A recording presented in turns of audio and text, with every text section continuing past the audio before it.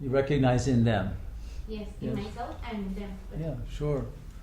Well, I won't tell you what you should do because there is no should, and that will have to come from your own heart and will depend on many factors, even on whether it's relevant to keep relating to the biological family.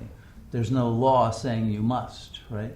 If you have nothing in common with them and there's antagonism, sometimes the healthiest thing to do is simply separate.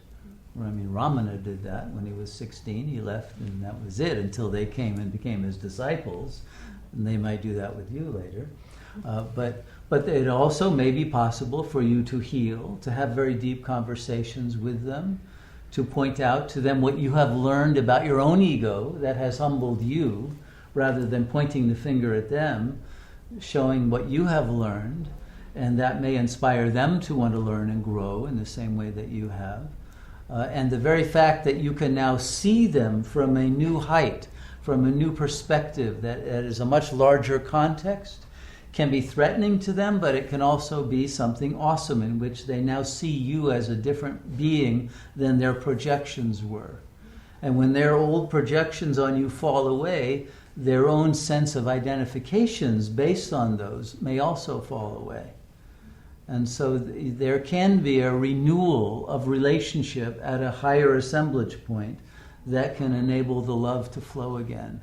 And to laugh at the foibles of the ego, the quirks and ways of pathological relating, and by simply pointing it out and in an ongoing way entering into a family process of healing and of growth and development, if they're open to that, can lead to a very beautiful renewal of ties that are no longer bondages at the ego level. It's rare that that happens because you have to have everyone in a consensus to want to grow, but it is possible. And that would be the first approach. And then if they're not open to that, then you'll have to make your decision about how to deal with it.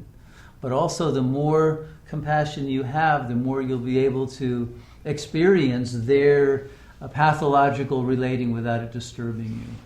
And usually if it disturbs you, it's because you still have a little of it in yourself and you're seeing a mirror. Yeah, because it's fun. When I notice some of these behaviors, I have been able to point that out and try to, let's say, help these people. But in some cases, when it disturbs me, especially myself, I can do like anything about it. Right. So then you need to go inside, find out why it disturbs you so much.